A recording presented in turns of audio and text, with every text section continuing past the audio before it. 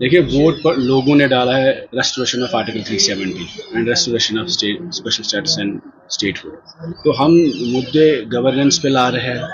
Governance इससे पहले भी चल रही थी, लेकिन यहाँ पॉलिटिकल इश्यूज है, पॉलिटिकल प्रिजनर्स की बात नहीं हो रही, लड़के अभी भी डिटेन हो रहे हैं। तो बेसिक मुद्दा जो इस गवर्नमेंट को रखना चाहिए सामने बीजेपी के साथ, वो अनअपोलोजेटिकली बात करनी चाहिए restoration of special status and statehood. तो बाकी जो उसकी कंडीशंस है, कुर्बानी तो किसी को भी देनी पड़ेगी, उसमें कोई एहसान की बात है नहीं। स्टेटहुड हमारा हक है, और अगर हम सब लोगों को भी रिज़ाइन करना पड़े या किसी को भी, तो मुझे नहीं लगता उसमें, तो चाहे एनसी हो, बीजेपी हो या कांग्रेस हो या हमारे तंजीम से जितने भी लोग हैं, सबको मिलके जो प्रोसेस का सोल्यूशन जो होगा उस वक्त, वो सबको इम्प्लीमेंट करना है, वो सबके लिए कानून है। ये अनफॉर्चुनेटली एक बहुत मुद्दत के बाद जम्मू कश्मीर में इलेक्शंस हुए और लोगों ने बहुत उम्मीदों के साथ वोट डाला।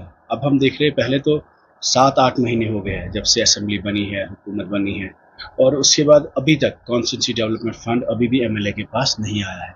अब रिसेंटली जो गाइडलाइन हम पढ़ते हैं वो वही है कि जो डीडीसी के प्लान की तरह होता है कि आप अपने जो अनटाइड पैसा होता था एमएलए के पास, कि किसी भी तरीके में साल में कभी भी वो स्पेंड कर सकते थे, तो आपको कैपेक्स प्लान में वो एक ही बार साल में प्लान देना है और फिर उसके बाद स्पेंड होगा, क्योंकि ये पैसा डीडीसी फंड से 5-5 लाख एक एक ब्लॉक से उठाया हुआ है और पीआरआई फंड से उठाया हुआ पैसा है, और उसी को कॉन्स्टिट्यूंसी डेवलपमेंट फंड कहते हैं। अनफॉर्चुनेटली जो सीडीएफ है उसका अभी कॉन्सेप्ट ही नहीं है, और सरकार पता नहीं 8 महीने में क्या कर रही है कि कॉन्स्टिट्यूंसी डेवलपमेंट फंड अभी भी न इलाकों में पहुंच रहा है, न एमएलए के पास पहुंच रहा है, जो इनके एमएलए उनके पास भी नहीं पहुंच रहा है।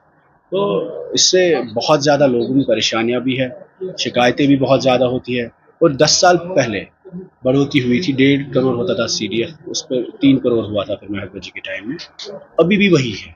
तो डिमांड्स बहुत ज़्यादा है, इश्यूज बहुत ज़्यादा है, और हम कोई ऐसे काम डिलीवर ही नहीं कर पा रहे हैं। और एक बार अगर ये जो कह रहे हैं कि आप एमएलए की रिकमेंडेशन पे नहीं, आप एक ही बार प्लान देंगे और इसको कैपेक्स के साथ जोड़ देंगे, उसके बाद तो हमारे हाथ में कोई गुंजाइश रहती नहीं है कि काम करने की साल भर। तो इन अ वे आप पूरा साल खाली है कि आपके हाथ में कोई भी फंड नहीं है, आपको एक बार प्लान देना है, वो फिर जैसे डीडीसी बीडीसी प्लान होते थे उसकी तरह स्पेंड होगा। तो अनफॉर्चुनेटली मुझे लगता है ये पूरा एक प्रोसेस का मजाक है।